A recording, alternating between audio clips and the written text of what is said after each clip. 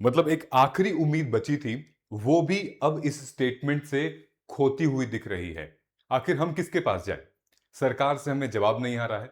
Supreme court को, जिसको guardian कहा जाता है हमारे संविधान का और मूल अधिकारों का गार्डियन कहा जाता है, वो क्या कह रहे हैं कि हमारे पास वक्त नहीं है, हमारे पास टाइम नहीं है कि ऐसी वीडियोस हम देखें। आप हमारा और कोर्ट का समय मत बर्बाद करिए। कौन सी वीडियोस के बारे में बात कर रहे हैं? ये वही वीडियोस हैं जहां पर पुलिस प्रशासन लाठी यूज कर रही है, पुलिस प्रशासन टीयर गैस यूज कर रही है, अपने लाठी में वो नोकील यूज कर रहे हैं जिससे स्टूडेंट्स के सर फूट जा रहे हैं। जिस तरीके की इंजरी उनको हो रही है, ये सिर्फ और सिर्फ प्रोटेस्ट को रोकने के लिए नहीं, प्रोटेस्ट को खत्म करने के लिए ये किया जा रहा है। और उसके बाद जस्टिस सूर्यकांत जी, ये पूरा सब कुछ बवाल इन्हीं की वजह से हुआ था। याद है वो कॉकरोच जनता पार्टी, कॉकरोच हैं, यंगस्टर्स कॉकरोच हैं, इन्हीं के ही शब्द थे। मैं तो ये कहता हूं कि सर प्लीज आप थोड़ा सोच समझ के बोला करिए, ठीक है? क्योंकि जब आप बोलते हैं तब बवाल हो जाता है। आपने लास्ट टाइम बोला था कि यंगस्टर्स कॉकरोच हैं, कुछ यंगस्टर्स एक्टिविस्ट बन गए हैं, कुछ यंगस्टर्स मीडिया में चले गए हैं, तब बवाल देखिए। आज वही कॉकरोच कैसे परेशान अब हो रहे हैं आप लोग। और फिर आपने आज फिर बोला, फिर कहा कि मेरे पास टाइम नहीं है। तो सर मैं आपको एक बात बता देना चाहता हूं, आप माननीय चीफ जस्टिस ऑफ इंडिया हैं, लेकिन उस स्टूडेंट ने जो भी काउंसिल था उसने वीडियो के बारे में बात की थी। अब मैं आपको बताना चाहता हूं सर, एक सवाल है कि क्या वीडियो एक प्रूफ ऑफ एविडेंस नहीं हो सकता है कोर्ट रूम में? क्या वीडियो एक प्रूफ ऑफ एविडेंस नहीं हो सकता? फॉर एग्जांपल ये वीडियो है, ठीक है, जहां पर स्टूडेंट्स को लाठी मारा जा रहा है, जहां स्टूडेंट्स को टीयर गैस, जहां पर घसीट के ले जाया जा रहा है, सर टूट जा रहा है उनका। क्या ये एविडेंस नहीं है? सर मैं आपको याद दिलाना चाहता हूं, सर ये देखिए, ये 17 सितंबर 2025 को आपके कोर्ट ने क्लैरिफाई किया था कि video evidence without transcript evidence act में माना जाएगा सर, ठीक है? ये है जजमेंट सुप्रीम कोर्ट की। और बताते हैं सर, ये गूगल कर लेंगे आपको मिल जाएगा, लैंडमार्क जजमेंट है, आपके आपके सुप्रीम कोर्ट की लैंडमार्क जजमेंट है। State of Maharashtra versus doctor Prafulla B Desai, 2003 में ही यह बता दिया गया था कि वीडियो को एज एन एविडेंस अलाउड किया जा सकता है। ये प्रूफ होता है लीगैलिटी का, डिजिटल वर्चुअल टेस्टिमनी यूज किया जा सकता है कोर्ट रूम्स में सर। उसके बाद अर्जुन पंडित राव कोटहर और कैलाश खुशराव, ये केस 2020 का आया था जहां पे सुप्रीम कोर्ट ने रूल किया था section 65B the evidence act के अंदर, certificate is mandatory to prove and admit electronic evidence. इसके बारे में हम लोग आएंगे, लेकिन सर ये सारी आपके कोर्ट ने ही बोला है कि ये P Gopalakrishna state of Kerala में कि भाई video footage is treated as an electronic document, ये एविडेंस है, आप कैसे मना कर सकते हैं उसको सर? दूसरी चीज, आपका खुद का कोर्ट लगभग कोविड के टाइम पे 99% ऑफ कोर्ट इसी पे चीज चल रहा था। आप वीडियो की बात कर रहे हैं, या लाइव स्ट्रीमिंग होती है आपके कोर्ट में ही, लाइव स्ट्रीमिंग होती है, तो वीडियो की तो आप बात मत करिए। मतलब video are the crucial part. अगर हम जस्टिस सिस्टम की बात करें, अगर हम ई कोर्ट्स की बात करें, राइट? लेकिन मैं उन स्टूडेंट्स के सामने कुछ बातें रखना चाहता हूं। देखिए, जो सीजीआई साहब का कहना था, वो उनको एक्चुअली बोलना वो नहीं चाहिए था। प्रोसीजर वो जो बता रहे हैं वो प्रोसीजर सही है, कैसे सही मैं आपको बताता हूं, लेकिन चीफ जस्टिस ऑफ इंडिया को ऐसे नहीं बोलना चाहिए कि don't waste my time, don't waste your time and don't waste court time. ये नहीं बोलना चाहिए था, बल्कि उनको यह बोलना चाहिए था कि प्लीज आप इसको सही तरीके से लेकर आइए, हम जरूर सुनेंगे इसकी बातें, ठीक है? इससे साफ जाहिर होता है उनकी मेंटालिटी और साइकोलॉजी क्या कह रही है। यानी कि वो मतलब वो सरकार को समर्थन कर रहे हैं, वो सपोर्ट कर रहे हैं नीट पेपर लीक को, ये वो दर्शाता है एक तरीके से। मैं आपको बता रहा हूं, देखिए, जो नियम होता है कि जैसे मान लीजिए कि आज मेरे पास एक वीडियो रिकॉर्डिंग आई और मैं बहुत परेशान हूं, मैं सुप्रीम कोर्ट में वो रिकॉर्डिंग दिखाना चाहता हूं, तो आप डायरेक्टली ऐसे रिकॉर्डिंग नहीं दिखा सकते, उसका नियम होता है, उसका रूल होता है। मैं आपको कुछ रूल बताता हूं, ठीक है? फॉर एग्जाम्पल, वो जो काउंसिल थे जो सुप्रीम कोर्ट में गए थे वीडियोस लेकर जहां पे स्टूडेंट्स को पीटा जा रहा था, नीट के स्टूडेंट्स को जो कि मासूम थे, इनोसेंट थे, उनको पीटा जा रहा था, ठीक है? तो नियम क्या कहता है? तो नियम यह कहता है सबसे पहले कि आपका जो वीडियो है, क्या वो फॉर्मल एविडेंस है? फॉर्मल एविडेंस का मतलब कि क्या आपके पास उसका कोई एफिडेविट है, क्या कोई एफआईआर है, क्या कोई मेडिकल रिपोर्ट है, क्या कोई फॉरेंसिक रिपोर्ट है, या फिर किसी ने इस पे शपथ ले रखी है कि जो भी इस वीडियो में है वो सत्य है। अगर इस वीडियो में कुछ उल्टा सीधा मिलेगा तो उस बंदे को भाई मतलब गिरफ्तार किया जाएगा, उस बंदे से सवाल पूछा जाएगा। इसलिए सीजेआई सर का कहना था कि ये वीडियो जो है वो फॉर्मल एविडेंस नहीं है, तुम बाद में इसको ले आ सकते थे, लेकिन उन्होंने ये नहीं कहा। उन्होंने कहा कि भाई टाइम वेस्ट मत करो, ये मत करो। सो ये ऐसा नहीं कहना चाहिए था। Step number 1। Step number 2, verification and authenticity. Verification authenticity का मतलब ये है कि फॉर एग्जाम्पल अगर कोई कैंडिडेट ये कह रहा है कि भाई ये सारे के सारे फैक्ट ट्रू है, तो क्या आपने कहीं पे ओथ लिया है, क्या आपने कहीं पे साइन किया है? ठीक है। मान लीजिए कि अगर ये पूरा का पूरा वीडियो एडिटेड होगा, मान लीजिए कुछ एडिटेड पार्ट होगा, कुछ कहीं से कुछ उठा लिया होगा, तो हु विल बी रिस्पॉन्सिबल? इसका वेरिफिकेशन कौन करेगा? विच मीन्स कि कोर्ट कह रही है पहले वेरिफिकेशन करा लो, पहले एक एफिडेविट बनवा लो, रिकॉर्ड होना चाहिए कोर्ट रूम में कि ये वीडियो सबमिट हुई थी। हम ऐसे ही वीडियोस नहीं ले पाएंगे। तो ये प्रोसीजर है। अच्छा, लास्ट क्या है इसका? सुप्रीम कोर्ट बात करती है नेचुरल जस्टिस के बारे में, या कोई भी कोर्ट बात करती है नेचुरल जस्टिस के बारे में। मान लीजिए कि मैं वीडियो ले आके दिखा दिया, ठीक है, और सुप्रीम कोर्ट के जज ने वीडियो देखकर भाई आग बबूला हो गए, गुस्से में आ गए और जजमेंट सुना दी, तो ये नेचुरल जस्टिस नहीं होगा। नेचुरल जस्टिस का मतलब है कि मौका देगी सुप्रीम कोर्ट दूसरे पार्टी को भी अपना पक्ष रखने के लिए। ठीक है, तो सिर्फ वीडियो के बेस पे आप जजमेंट नहीं दोगे। तो सुप्रीम कोर्ट का जो एक्शन था वो सही है, लेकिन जो शब्द थे वो भाई एकदम चतुर रामालिंगम जैसे थे कि कुछ भी बोलेंगे तो मतलब गलत ही बोलेंगे। विच मीन्स अगर इफ मैं आपको एग्जांपल बता रहा हूं कि अगर जज तुरंत वीडियो को देखकर अपना डिसीजन दे देता, जो सामने वाली पार्टी है, पार्टी बी मान लीजिए, पार्टी बी के पास कोई अपॉर्चुनिटी नहीं रहती वो अपनी बात रखे, वो अपना एविडेंस रखे। पार्टी बी यही कहेगा ना, या कहेंगी कि यार आपने तो मेरे को मौका ही नहीं दिया, उनका वीडियो आपने देख लिया।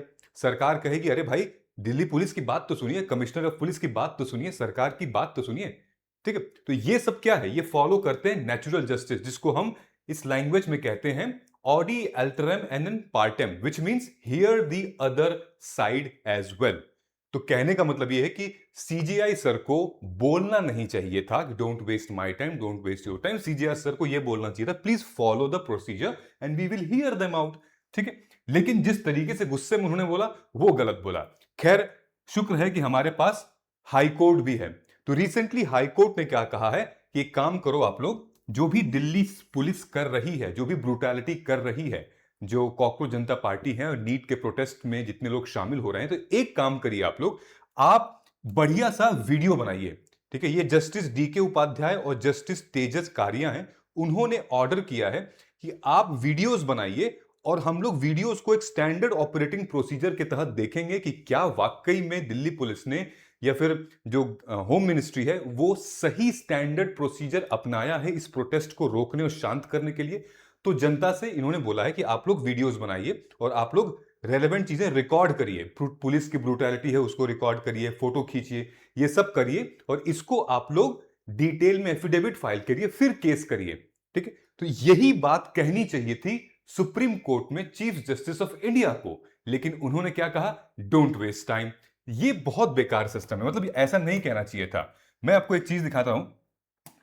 इनके हाथ में क्या है? ये पुलिस वाले हैं, इनके हाथ में लाठी है, इनके सर पे हेलमेट है, इनके बाजू में प्रोटेक्शन है, बगल में रिवॉल्वर है और यहां पे आर्मर पहन रखे हैं, शील्ड पहन रखे हैं। ठीक है, वो भी बहुत सॉलिड और बहुत महंगा होगा। लेकिन इनके हाथ में क्या है? इनके हाथ में खाली एक बस्ता, कॉपी किताब, या फिर अंबेडकर जी की या फिर गांधी जी की एक तस्वीर, यही तो है इनके हाथ में। क्या इनके हाथ में कोई ऐसा हथियार है जिससे कि ये पुलिस वालों को नुकसान पहुंचा सकते हैं? नहीं। तो फिर आप इनके खिलाफ क्यों डंडा ये यूज कर रहे हैं, क्यों मार रहे हैं इनको? यहां देखिए, आपको लग रहा है कि इसके हाथ में कुछ है? इसके हाथ में वही भारत का झंडा था। क्या है इसके हाथ में? क्यों मारा जा रहा है इसको? फिर ये देखिए, क्यों मारा जा रहा है इसको? इनके हाथ में तो रॉड है। मैं अगर ये कह रहा हूं, ये देखिए, ये सारे भाग रहे हैं, सबके बैग है, किसी का बैग है, कोई फोन रिकॉर्डिंग कर रहा है, सब बैग लेकर आए हैं, कोई झंडा लेकर आ रहा है, कोई अंबेडकर जी की फोटो, कोई गांधी जी की फोटो, कोई सुभाष चंद्र बोस की फोटो, कोई भगत सिंह की फोटो लेकर आ रहा है। क्या है इनके हाथ में? इनके हाथ में तो कुछ है ही नहीं। क्यों मार रहे हैं आप इनको?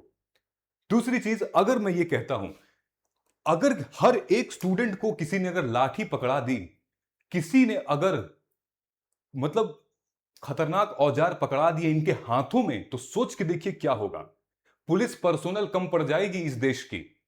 जो हमारे ये फोर्सेस हैं, आरपीएफ, ये जो बटालियन है, कुल मिला के 15 से 18 बटालियन है मेरे ख्याल से पूरे इंडिया में। एक बटालियन में 1200 लोग हैं, कुल मिला के 18-20 हजार ही लोग हैं। इतने तो एक कॉलेज यूनिवर्सिटी से अगर लोग घुस जाएंगे, 2-3 कॉलेज के मिलके, तो खत्म हो जाएगा मामला इन लोगों का। तो स्टूडेंट्स को उग्र मत होने दीजिए, गुस्सा उनको भी आता है, जितना पीसफुल प्रोटेस्ट हो रहा है उनको होने दीजिए। ये बहुत मतलब बेकार है, क्यों पीटा जा रहा है भाई? दिस इज लाइक लिटरली समझ में नहीं आ रहा है ना। आप सोच के देखिए कि लाठी नहीं न्याय चाहिए, है ना, और लाठी में भी ऐसे ऐसे लाठी यूज कर रहे हैं जिसमें कि कील लगी हुई है। They are students not terrorist, don't treat them as a terrorist. भाई ये अलग स्टेट की मांग नहीं कर रहे हैं भाई, ये अलग कश्मीर या फिर अलग राज्य की मांग कर ही नहीं रहे हैं। ये एक साफ स्वच्छ और जायज मांग कर रहे हैं कि परीक्षा आप टाइम पे करवाइए और जायज करवाइए, लीक मत करवाइए। मैं आपको एक आंकड़ा दिखाता हूं, ये देखिए लिस्ट में, ये पूरी लिस्ट है 2002 से लेकर 2026 तक। मैं आपको जूम कर देता हूं, ये सारे स्कैम्स हैं, ठीक है। 2026 में नीट यूजी, 2025 में महाराष्ट्र टीचर एलिजिबिलिटी टेस्ट, 2024 में यूपी पीएससी आरओ, फिर 2024 में नीट, फिर उसके बाद 24 में फिर 23 में, आप देखिए स्क्रीन पे, राजस्थान, रीट, फिर जेई, फिर नीट यूजी 2016 में हुआ था, फिर एम्स का एंट्रेंस एग्जामिनेशन हुआ था, फिर हर जगह है ये क्या है भाई? वाई वन सिर्फ एक क्वेश्चन पेपर आप देख सकते हो, नीट का एग्जाम 20 लाख स्टूडेंट से भी ज्यादा देते हैं। यूपी पुलिस कांस्टेबल जो अभी 2024 में पेपर लीक हुआ था, 48 लाख एप्लीकेंट्स थे। इनकी जिंदगी का क्या होता भाई? हाँ, इन लोगों ने भाई ट्रेन की टिकटें बुक कराई थी, होटल की टिकटें बुक कराई थी, पढ़ाई करते थे, समय गंवाया था, पैसा खर्च किया था, और वक्त, ये सब तो आ जाएगा, वक्त कहां चला जाएगा? जो वक्त गंवाया है इन लोगों ने वो कहां जाएगा? इससे क्या हो रहा है? इससे हो क्या रहा है? इससे ये हो रहा है, किसको बेनिफिट हो रहा है? इनको बेनिफिट हो रहा है। किसको? जो करप्ट हैं, जो पेपर लीक कर रहे हैं, जो पेपर को ऑर्गेनाइज कर रहे हैं, जो कोचिंग माफिया हैं उनको, मिडिलमैन, ब्रोकर उनको, और फिर करप्ट पॉलिटिशियंस को। लेकिन भुगत कौन रहा है? भुगत हम रहे हैं, भुगत स्टूडेंट्स रहे हैं। ये हो रहा है। और इसके ऊपर जब चीफ जस्टिस ऑफ इंडिया के रिमार्क्स आते हैं कि भाई वेस्ट ऑफ टाइम है, हमारा टाइम मत वेस्ट करिए, उनका टाइम मत वेस्ट करिए, तो फिर गुस्सा आता है। तो फिर आदमी ये लगता है कि अब पीसफुल कैसे हम रहें। लेकिन फिर भी मैं स्टूडेंट से, अगर ये वीडियोस देख रहे हैं तो ये वीडियो को शेयर करिए ताकि अथॉरिटीज तक पहुंचे, तो उनको समझ में आए कि नहीं, उनको डिसीजन लेना चाहिए। और सबसे जायज डिसीजन ये होता कि आप इन स्टूडेंट से बातचीत, सलाह मशवरा कर लेते, आप फेस ऑफ करते इन स्टूडेंट्स को।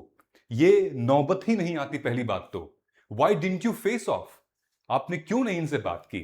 आप तो दिल्ली में ही रहते हैं, आपसे कितनी, बहुत ज्यादा दूरी तो है नहीं, सेंट्रल गवर्नमेंट या सुप्रीम कोर्ट की दूरी एकदम 5 किलोमीटर 2 किलोमीटर होगी।